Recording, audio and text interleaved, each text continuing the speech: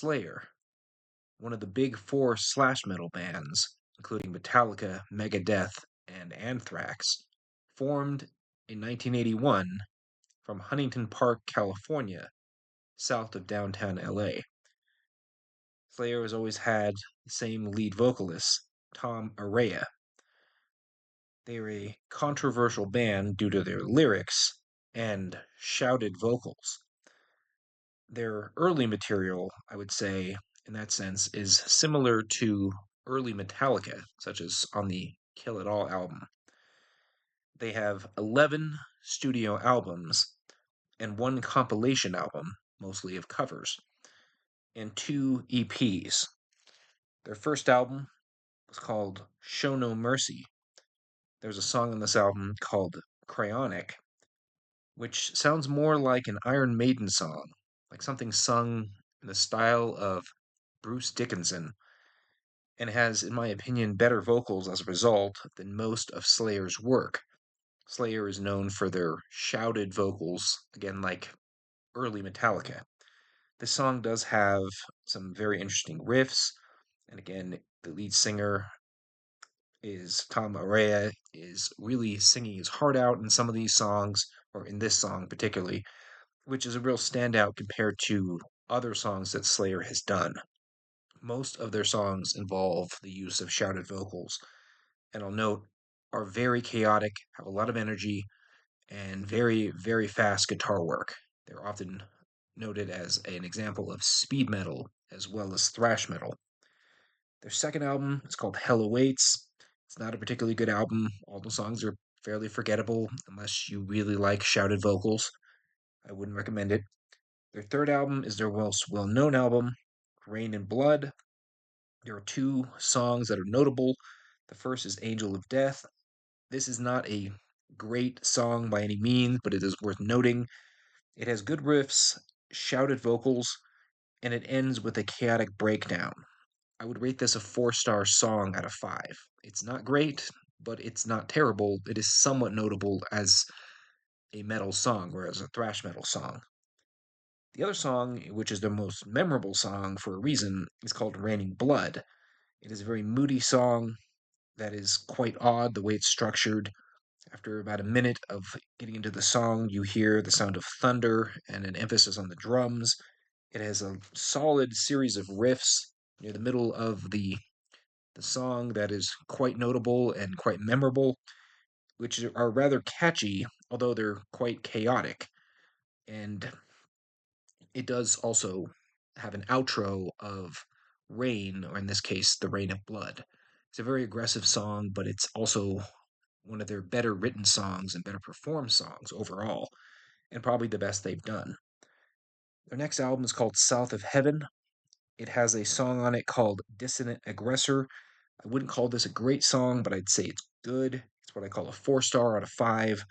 It's aggressive, but kind of decent. It's got a good beat to it. It's, again, shouted vocals like many of their other songs. Their next two albums are Season in the Abyss and Divine Intervention. Neither of these are good albums. They're all the same chaotic, shouted vocals, a lot of breakdowns in the songs. Really nothing that I would recommend at all unless you really like that type of music. Then we get to their compilation album, Undisputed Intervention, of which I would recommend two songs. One is the DI cover called Richard Hung Himself, which I feel is a good rendition of that particular song. It fits Slayer's undertones of hardcore punk and just sort of their energy very well. And it's possibly a better version of the song than DI's original song, which was a decent hardcore punk song to begin with. There's also a song called I Hate You, which has a good structure with distorted riffs, and that's what I'd recommend on the album. There are a couple of minor songs as well. Again, they're cover songs from different bands that they've done over the years, and they're decent. It's interesting, especially if you like some of these bands. A lot of them are punk bands, things like that, and heavy metal bands.